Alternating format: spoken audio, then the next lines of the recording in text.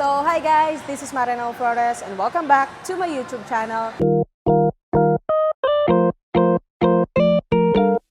So, handa na ba kayong makita ang mas pinagandang expander?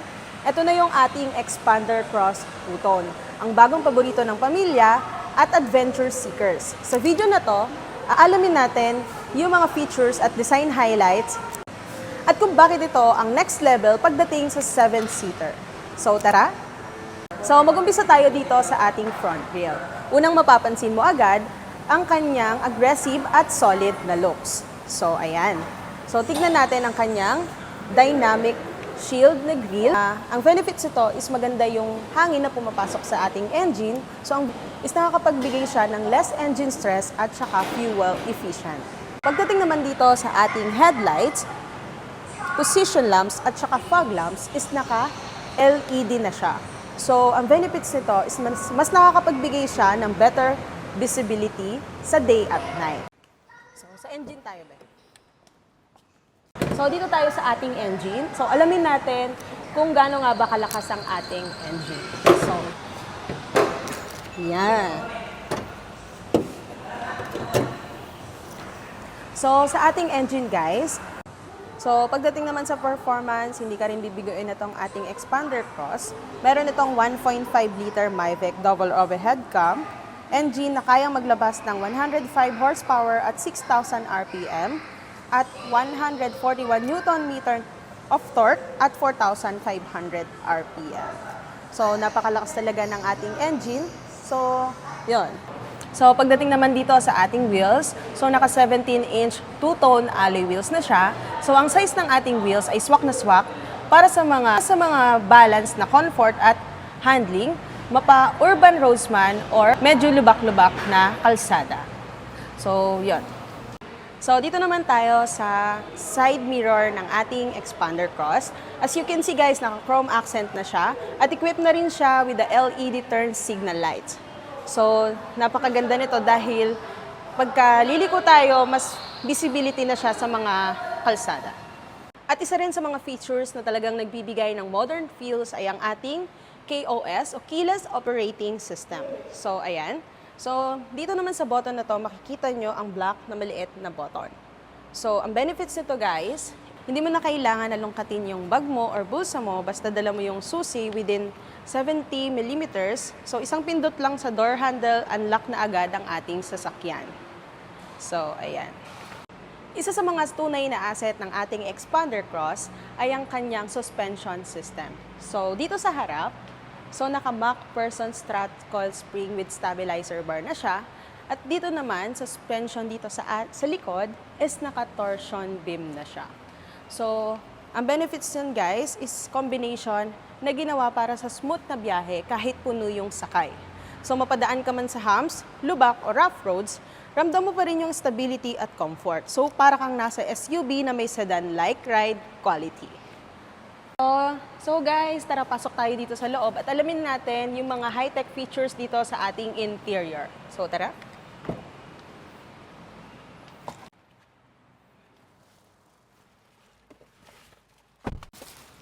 So yun guys, pagdating naman dito sa ating seat material, naka-navy synthetic leather seats with heat guard na siya. So, yan, tignan nyo yung quality ng ating leather. So, unang tingin pa lang, mapapawaw ka na sa kulay at premium finish na siya. So, hindi lang basta forma, ginawa rin ng ating materials para komportable kahit mainit yung panahon. So, salamat sa heat guard, hindi agad umiinit ang upuan kahit nakabilad sa araw. So, hindi mo na kailangan ng towel o palamig para lumamig yung ating upuan galing sa init. So, yun. Isa yan sa mga kinagandahan dito sa ating Expander Cross. Dito naman tayo sa power windows ng ating Expander Cross. So, as you can see, dito sa ating driver side, dito makikita yung master control panel. Andito na yung switch para sa lahat ng bintana, pati na rin ang window lock features para sa added safety kung may bata sa likod. So, yun. So guys, pagdating naman dito sa ating steering wheel, naka 4-spoke leather wrap na siya. So, naka-built na dito yung hands-free switch, so multimedia controls at saka ang ating cruise controls. So, ayan. Equipped na rin pala dito yung ating SRS airbags. So guys, naka-built-in na rin dito yung ating tilt and telescopic adjustment. So, ayan. Pag i-adjust nyo siya, ano tawag dito? I-pull up, then lock.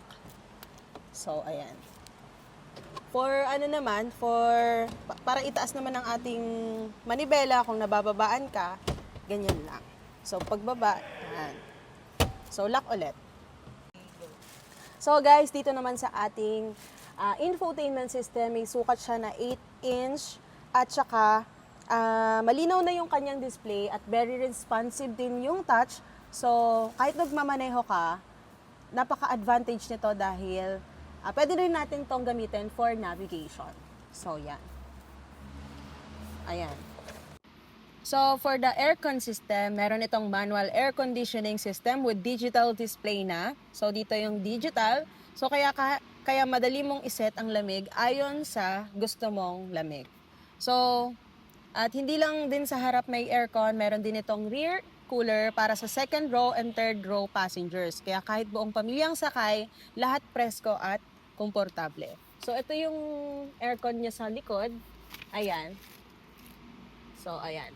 So, air ventilated yan, guys. So, dito nang gagaling yung aircon sa harap, papunta dyan sa likod. Meron din dyan setting speed, guys. Kung gaano kalakas nyo, i-set yung laman, guys, para naman sa mga gusto ng relax at hassle-free na biyahe.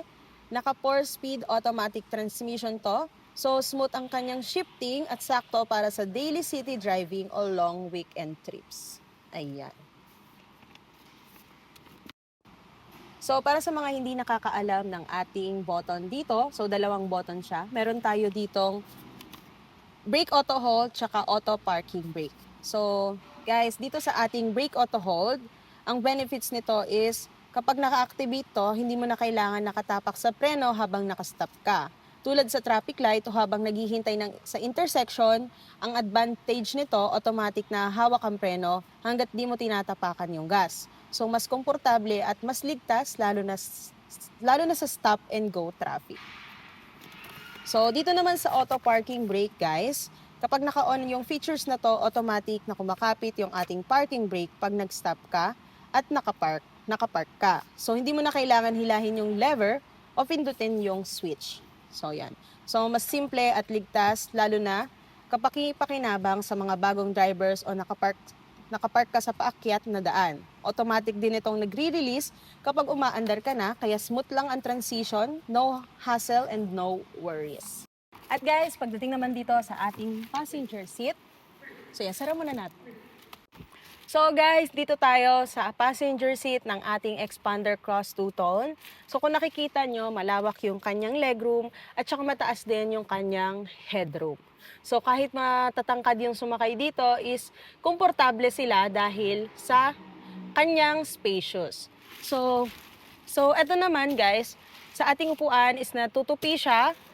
So eto. Ayan.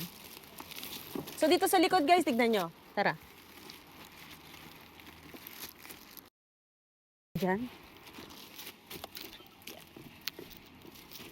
So tingnan nyo naman pagka sasakay yung tao dito sa likod. So komportable pa rin sila dahil kasya pa rin yung kanilang legs. So since naaatras naman ito at saka naa-adjust pa harap, so meron pa silang sapat na space para sa ating legroom. So yan, napaka-convenient at napaka-luwag ng ating third row seat. Guys, dito sa ating third row is meron siyang cup holder. So dito, tingnan natin. Nabubuksan niya. Ayan. So meron siya ditong bolt and charging ports. Ayan. Ayun. Diba? So dito naman sa likod, so dito sa ating tail lamp, is naka-LED na siya, so mas better din yung kanyang visibility. So dito naman, kung makikita nyo, meron na siya ditong reverse camera. So advantage na niyan is makikita mo yung likod habang umaatras ka. So ayan, meron din siyang reflector at ito yung ating rear diffuser. So napaka-bold and classy niya, tignan. Tsaka guys, ang kinagandahan dito is ang kinagandahan din talaga dito is equipped na rin siya with a spoiler. So, ang benefits ng spoiler guys is nakakapagbigay siya ng aerodynamic shield design. So, pag naka-aerodynamic shield design ng ating spoiler, ang benefits nun is nakakapagbigay ng better fuel efficiency. So yun guys, ang kinaibahan naman dito sa ating Expander Cross at Expander GLS Automatic, yung ating Expander Cross is meron na siyang roof rails. So, ang benefits na tong ating roof rails is pwede kang magkarga dyan ng mga gamit, lalo na kung ikaw ay mag-travel. So, dito naman, ang ating Expander Cross lang po ang naka-fender. So, it gives you rugged feel and then, pinoprotect din ito yung ating pintura ng sasakyan. So guys, SRP nitong ating Expander Cross two-tone is 1,356,000. So take note guys, additional 15,000 pala tayo sa SRP kapag white quartz pearl. So for the 20% down payment for BDO, BPI, RCBC, and Security Bank or Sterling Bank approval, naka 60,000 down payment tayo dyan, plus may free 1-month amortization pa or pay after 70 days. So once din na mag-avail ka sa akin in financing, marami akong ibibigay na freebies. So ipa-flash ko na rin dyan sa screen kung ano yung mga freebies na yon. So ano pang hinihintay mo? I-message mo na ako sa aking Viber or WhatsApp. Ayan, nakalagay na rin sa screen, 093953011720. So kung isa ka sa naging interesado dito sa video na to, huwag mong kalimutan na i-subscribe po ang aking YouTube channel at i-click mo na rin po ang notification down below para update ka sa aking mga susunod na videos. Yun lang. Bye! So, yun lang guys. Kung nagustuhan mo yung video na to, huwag niyo pong kalimutan na i-subscribe po ang aking YouTube channel at i-click niyo na rin po ang notification down below para update ka sa aking mga susunod na videos. Yun lang. Bye!